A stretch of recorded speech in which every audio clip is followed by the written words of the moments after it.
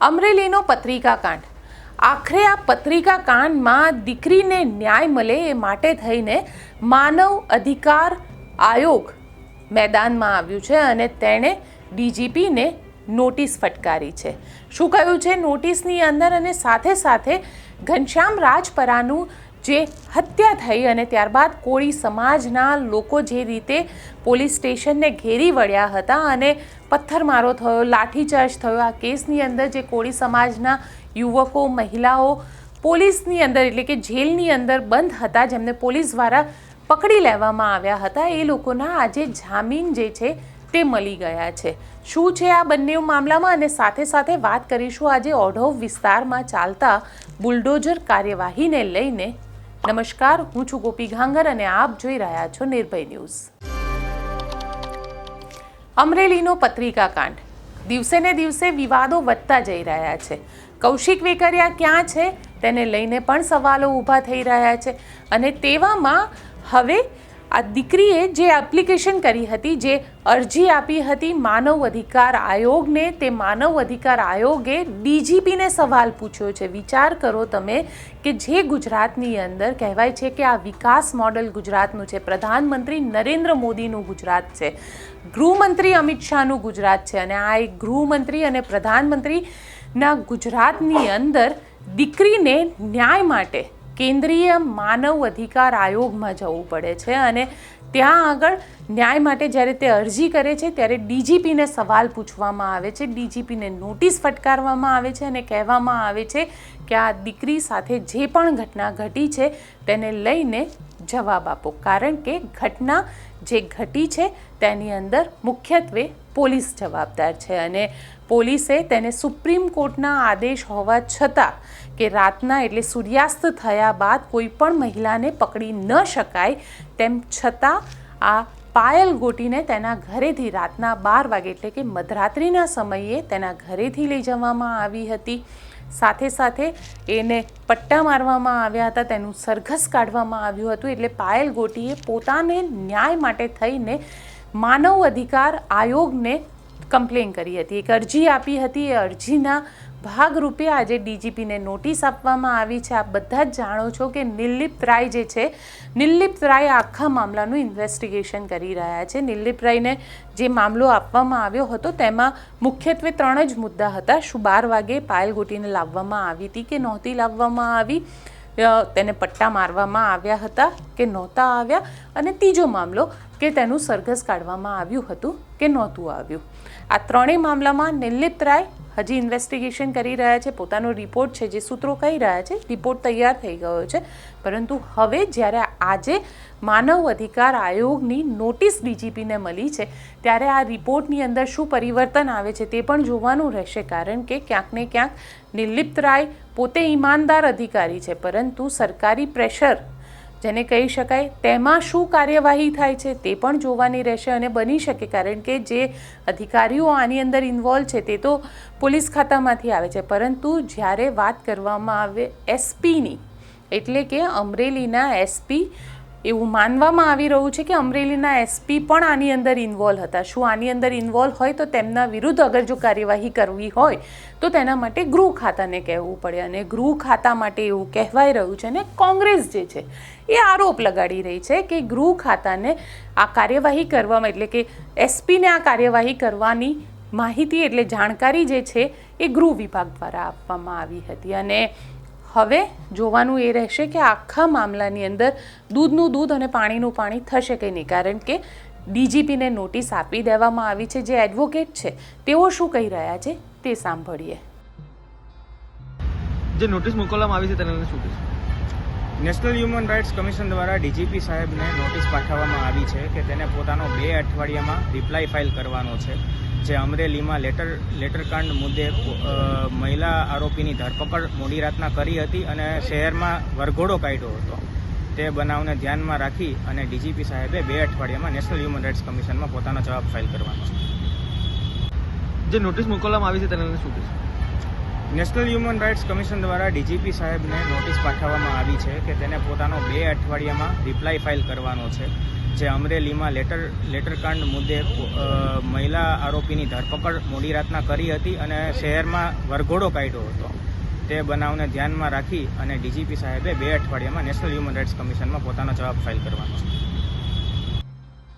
કહેવાઈ રહ્યું છે કે કૌશિક વેકરિયા અમરેલીના સાર્વજનિક કાર્યક્રમમાં પહેલાં તો દેખાતા જ નહોતા, પરંતુ હવે તેઓ સાર્વજનિક કાર્યક્રમોમાં દેખાઈ તો રહ્યા છે, પરંતુ આ કાર્યક્રમમાં માત્ર ફોટો પડાવવા પૂરતા જાય છે. એટલે કે જાય છે, 5 મિનિટ ઊભા રહે છે, ફોટો પડાવે છે અને ત્યાંથી નીકળી જાય છે.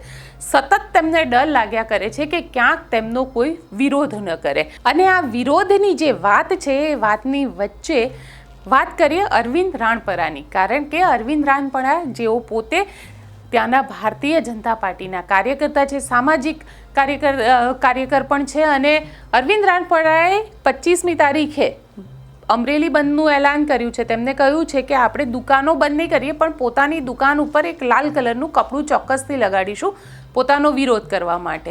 અને અરવિંદ રાણપરાએ એવું પણ કહી રહ્યા છે, જ્યારે આજે મેં પોતે એમની સાથે વાત કરી તો તેમને એવું સ્પષ્ટ શબ્દમાં કહી દીધું કે જ્યારે હું કૌશિક વેકરિયા સાથે વાત કરવા માટે કોઈ પણ સાર્વજનિક કાર્યક્રમમાં જાઉં છું, એ કૌશિક વેકરિયા હોય કે અન્ય નેતા હોય, બધા જ ભાગી જાય છે.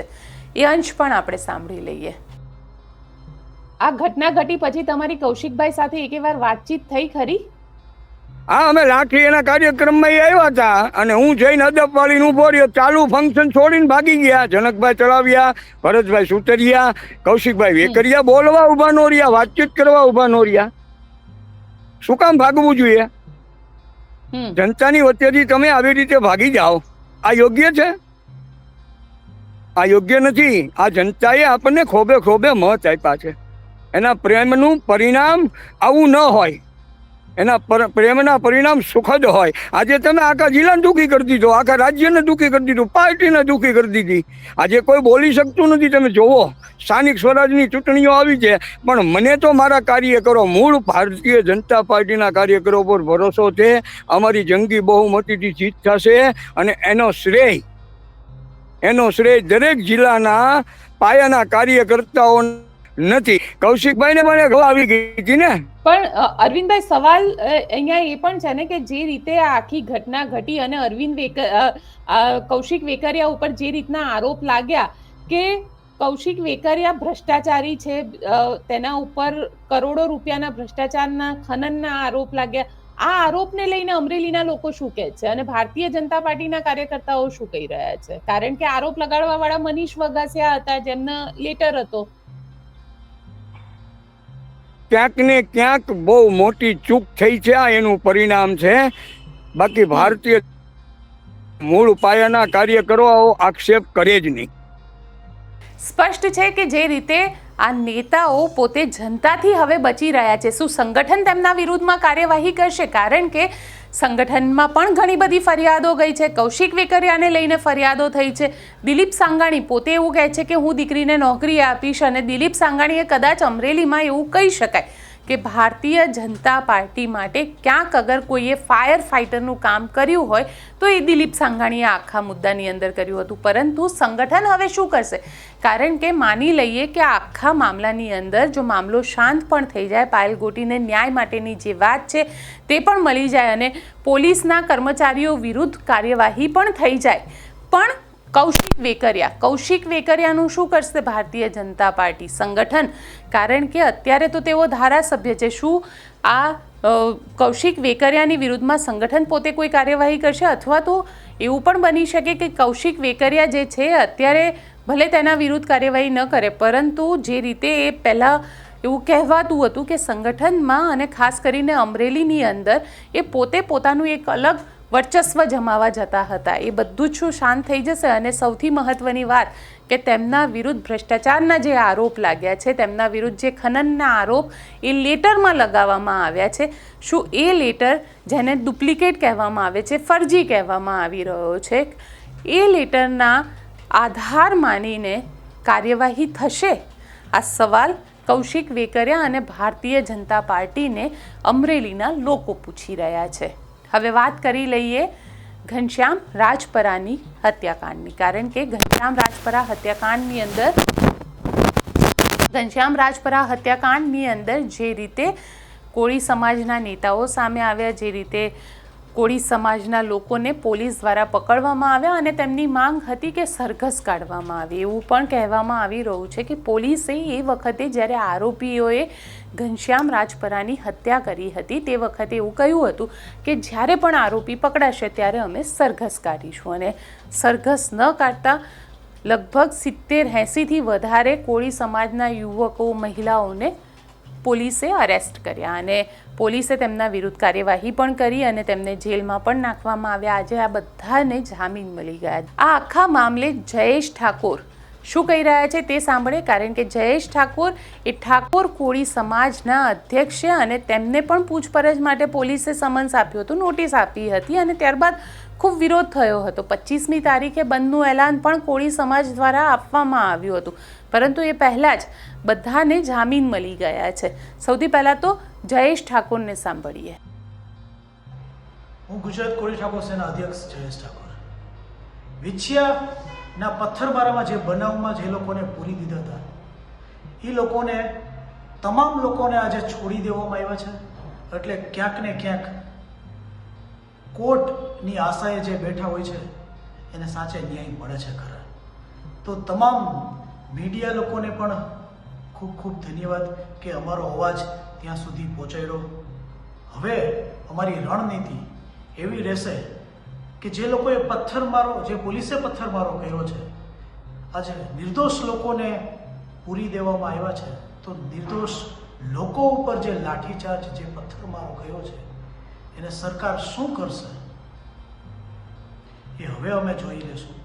પણ અત્યારે જે અમને સમાચાર મળ્યા છે કે ભાઈ અમારા સમાજના પરિવારોના જે પણ લોકો જે મેઇન ગુનેગાર તરીકે લીધા હતા મુકેશ રાજપરા એ સહિત તમામ લોકોને છોડી દેવામાં આવ્યા છે.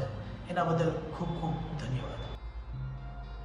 સ્પષ્ટ છે કે જે રીતે ઘનશ્યામ રાજપરા હત્યાકાંડની અંદર હવે આરોપીઓની વાત કરવામાં આવે તો આરોપીઓમાંથી 7 આરોપીઓમાંથી 5 આરોપીઓ પકડાયા છે, જે અત્યારે પોલીસની કસ્ટડીમાં છે. એટલે તેમના રિમાન્ડ પૂરા થઈને તેમને જેલમાં મોકલી દેવામાં આવ્યા છે અને 2 આરોપી હજી પણ ભાગેડું છે. તેમને ક્યારે પકડવામાં આવશે અને ઘનશ્યામ રાજપરાને ક્યારે ન્યાય આપવામાં આવશે તે સૌથી મોટો સવાલ છે. અને કુંવરજી બાવળિયા, કારણ કે કુંવરજી બાવળિયા એ કોળી નેતા છે, મંત્રી છે, જસદણ વિછિયા એમનો પોતાનું મત ક્ષેત્ર છે. એ પોતે આની અંદર આ આખા મામલાની અંદર શું કરી રહ્યા છે, કારણ કે કહેવાય રહ્યું છે કે કુંવરજી બાવળિયા કશું જ નથી કરી રહ્યા, પરંતુ જ્યારે કુંવરજી બાવળિયા સાથે મારી સહયોગી રિદ્ધિએ વાત કરી ત્યારે કુંવરજી બાવળિયાએ શું કહ્યું તે સાંભળી લઈએ. હા, બોલો બોલો.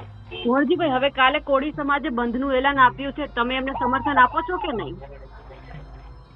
નહીં, હું તો મારા વિસ્તારના, જસદણ વિસ્તારના ગામડાના પ્રવાસમાં છું, એટલે મને કઈ બીજા કોઈ સમાચાર વગેરે કઈ જાણ કરી નથી. પણ કુંવરજીભાઈ, હા, પણ વિછિયામાં જે ઘટના બની છે, ઘનશ્યામ રાજપરાની હત્યા થઈ, એમને લઈને મેડમ હું એના બધા જ સંપર્કમાં બધા લોકોનામાં છું. હા, જયારે બનાવ બન્યો બીજા દિવસથી હું સંપર્કમાં હતો. તમારા ન્યૂઝમાં જે ઘણું બધું આવે છે ને એમાં 35-40% બાકીનું વધારાનું આવે છે, જે કઈ ખબર ન હોય એવા લોકો તમારી પાસે કદાચ વાત મૂકતા હશે. હું બનાવ બન્યો ત્યારે રાત્રે 7:30 ત્યાં પોલીસ સ્ટેશનમાં પહોંચી ગયો હતો વિછિયાના.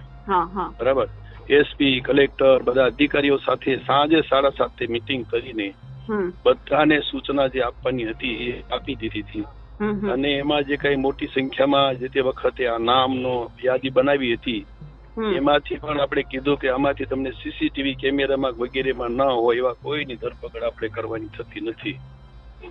અને એના જ અનુસંધાને બાકીના જે પકડાઈ ગયા હતા એ રહ્યા, અને જે નામની યાદી એફઆઈઆરમાં હતી એટલા જ રહ્યા. બાકીના કોઈ એક પણ નામ આપણે વધારાનું પછી સાબિતી વિના સીસીટીવી કેમેરામાં ઘા કરતો એવું જોવા મળે ને એ સિવાય કોઈને પકડવાનો, બૈરાવ સહિતના કોઈને પકડવાના નથી એવી સૂચનાઓ પણ તે દિવસે પોલીસ 3 વખત તો કન્ટિન્યુ પોલીસ સ્ટેશને બધાને હારે રાખીને જઈ આવ્યો છું. એટલે આપણી પાસે મેસેજ આવે છે ને ઘણા બધા પોલિટિકલી આવે છે. તો પણ તમે ન્યાય અપાવવા આવે શું કરશો? ક્યાં આ ઘનશ્યામભાઈને ન્યાય હજુ મળ્યો નથી. હવે એના પરિવારે જ એવું કીધું છે કે અમે ગુજરાત બંધનું એલાનને સમર્થન આપીએ છીએ, તો એમને એવું લાગે છે કે હજુ ન્યાય નથી મળ્યો. મને ખબર નથી મેડમ, એના પરિવારે આપણને મારો સંપર્ક નથી કર્યો. હું તો એના ઘરે જઈ આવ્યો છું. હા હા, હું એને ઘરે લૌકિક જ જઈ આવ્યો, ત્યારે કહીએ બીજું મારા જેવું કઈ કામ હોય તો કીજો. તો પણ પછી જ્યાં 70 થી 80 લોકો હજુ જેલમાં છે, એ ક્યારે બહાર આવશે? કયું? આ 70 થી 80 લોકો હજુ જેલમાં છે ને, પથ્થર મારો થયો ને. હા, એના માટે પણ હું પોતે જાતે હા ક્યાં ક્યાં કોણ કોણ અંદર લેવાના છે, સીસીટીવી કેમેરામાં છે કે નહીં, આ બધા વકીલો, વહીવટી તંત્ર બધાના સતત સંપર્કમાં છું.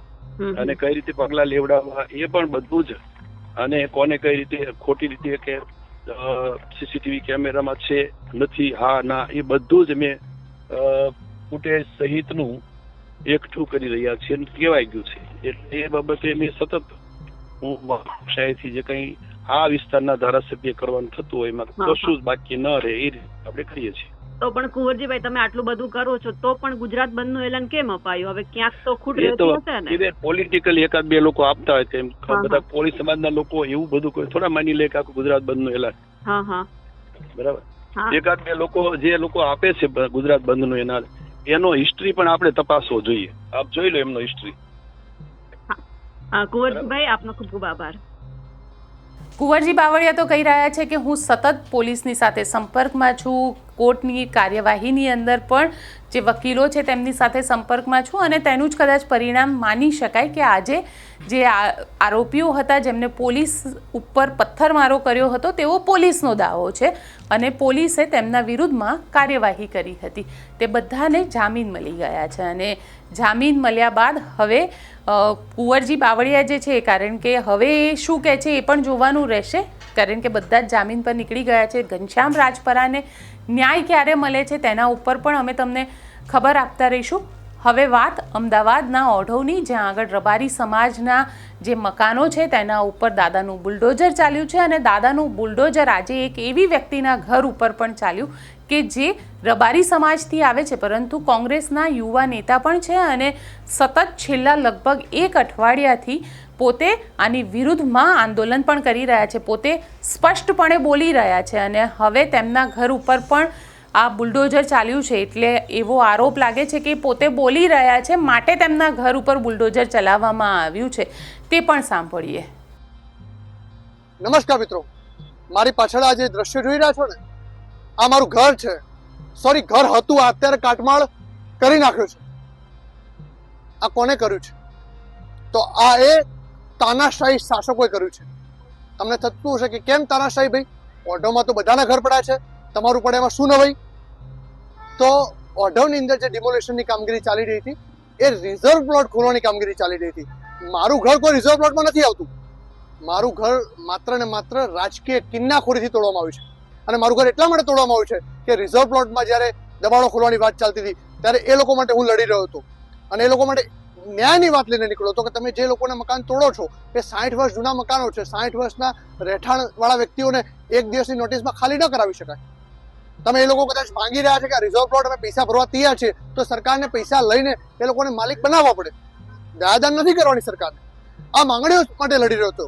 મારું મકાન કેમ તોડવામાં આવ્યું? મારું મકાન એટલા માટે તોડવામાં આવ્યું કે હું ખારીગઢ કેનાલ માટે લડ્યો છું. હું ગુજરાત પોલીસને 7000 પગારો વધારા કરવા માટે લડ્યો છું. હું સીએમ આવાસ યોજનામાં 1300 પરિવારોને બેઘર બનેલા લોકોને ઘર અપાવવા માટે લડ્યો છું. અને હું હર હંમેશા ન્યાય માટે લડ્યો છું, લોકો માટે લડ્યો છું. ત્યારે મારા અવાજને બંધ કરવા માટે, મને ચૂપ કરાવવા માટે મારું ઘર તોડી નાખવામાં આવ્યું છે. પણ સરકારને ખ્યાલ નથી કે મારી પર 7 FIRઓ કરી છે. હું દબાવ્યો નથી, હું ઝૂક્યો નથી. તો મારું ઘર તોડી નાખશો તો હું ઝૂકી નથી જવાનો. લોકો માટે, મારા વિસ્તાર માટે, ગરીબ લોકો માટે આવા મારા એક નહીં પણ મારા 100 ઘર તોડે ને સરકાર, તો પણ હું બમણી તાકાતથી લડવાનો છું અને છાતી ઠોકીને લડવાનો છું. સરકારને એમ હશે કે દબાવી દઈશું, કચડી નાખીશું, તો કચડાવાના નથી. અને મારું ઘર તોડ્યું એ કઈ રીતે તોડ્યું? મારું ઘર એક દિવસની નોટિસ આપી હતી મને કે તમારું ઘર રોડમાં આવે છે, ઇલીગલ છે ને અમે તોડવા આવીએ છીએ. 3 કલાક પહેલા મને બતાવ્યું કે તમારા ઘરમાં આ પાર્ટ ઇલીગલ છે, એરો કરીને. અને 3 કલાકમાં મારા ઘરે હિટાચી મશીનો, જેસીબી મશીનો આવે અને મારા ઘર ઉપર આક્રમણ થાય. 500 પોલીસના પ્રોટેક્શન સાથે મારા ઘરને તોડવામાં આવ્યું તો એ દિવસે સરકારે મને ડરાવવાનો પ્રયત્ન કર્યો, ઝુકાવવાનો પ્રયત્ન કર્યો, પણ ના તો હું આજ સુધી ડર્યો છું, ના તો હું ઝૂક્યો છું. મારા ઘરની તમને આ તો હિસ્ટોરિકલ કદાચ ઘટના છે ગુજરાતની અંદર કે મારા ઘરની બાજુમાં પણ રોડ છે, મારા ઘરની આગળ પણ રોડ છે, મારા ઘરની પાછળ પણ રોડ છે, મારા ઘરની આજુબાજુમાં 3 રોડ છે અને હવે ચોથો ઘર મારા ઘરની અંદરથી નીકાળ્યો છે આમ તો, જે રોડ જ નથી. મારા ઘરથી 7 ઘર આગળ જાઓ એટલે રોડ ડેડ એન્ડ આવી જાય છે. મારા ઘરે એ દિવસે રોડ ખોલવા માટે બુલડોઝર લાવ્યા અને ઘર તોડ્યું ત્યારે પણ મેં કહ્યું હતું કે તમે મારી પર કિન્નાખોરી હોય, મારી રાજકીય દુશ્મની હોય તો મારા ઘરને તોડી નાખો, પણ બીજા લોકોના ઘરને ન તોડશો. એ મારી વિનંતી હતી સરકારને, અને મારું ઘર એ લોકો તોડીને ગયા છે. મારી ઉપર જે કોર્પોરેશનના અધિકારીઓએ, જે રાજકીય લોકોએ જે કાવા દાવો કરીને જે કિન્નાખોરી રાખી છે અને કિન્નાખોરીથી ઘર તોડ્યું છે, પણ તો એમને કહેવા માંગુ છું કે હું બમણી તાકાતથી લડવાનો છું. કદાચ કપિલ દેસાઈ કાલે તાકાતથી લડતો હતો, હવે આવતીકાલે હું બમણી તાકાતથી લડવાનો છું. હું ડરવાનો નથી, હું ચૂકવાનો નથી. દાદાની આ બુલડોઝર કાર્યવાહી માત્ર અમદાવાદના રબારી સમાજ ઉપર નથી થઈ, દ્વારકામાં પણ થઈ છે. અને દ્વારકામાં જે બુલડોઝર કાર્યવાહી થઈ છે તેને લઈને ગુજરાત હાઈકોર્ટમાં પિટિશન પણ ફાઇલ કરવામાં આવી છે. એ પિટિશન ઉપર અત્યાર સુધી હાઈકોર્ટમાં સુનાવણી થઈ ચૂકી છે અને મામલાનું જજમેન્ટ જે છે, એટલે કે ચુકાદો જે છે તેને હાઈકોર્ટે રિઝર્વ રાખ્યો છે. તે હવે ચુકાદો આવશે, કારણ કે આ પહેલાં દ્વારકા, સોમનાથ, બધે જામનગરમાં પણ બધે બુલડોઝર કાર્યવાહી કરવામાં આવી ચૂકી છે. પરંતુ પહેલીવાર કદાચ એવું થઈ રહ્યું છે કે માલધારી સમાજના જે લોકો છે તેમની વિરુદ્ધમાં આ બુલડોઝર કાર્યવાહી કરવામાં આવી અને જે ગેરકાનૂની દબાણો હતા એવું કહેવાય રહ્યું છે, સરકાર કહી રહી છે કે ગેરકાનૂની દબાણો છે, અને રબારી સમાજના લોકો કહી રહ્યા છે કે અમે તો ભારતીય જનતા પાર્ટીના છે અને અમારા જે વોટ છે તે પણ ભારતીય જનતા પાર્ટીમાં જાય છે, અને જેમાં કશું જ ખોટું પણ નથી, કારણ કે રબારી સમાજ વર્ષોથી ભારતીય જનતા પાર્ટીની એક ડેડિકેટેડ વોટ બેંક રહેલી છે. પરંતુ હવે જ્યારે કાનૂની અને ગેરકાનૂની વાતને લઈને આ બુલડોઝર કાર્યવાહી થઈ છે ત્યારે રબારી સમાજની અંદર આક્રોશ ભભૂકી ઉઠ્યો છે. આપ શું માનો છો? મને કોમેન્ટ બોક્સમાં ચોક્કસથી લખીને જણાવજો અને અમારી ચેનલ નિર્ભય ન્યૂઝને લાઇક, શેર અને સબસ્ક્રાઇબ કરવાનું ભૂલશો નહીં. આભાર.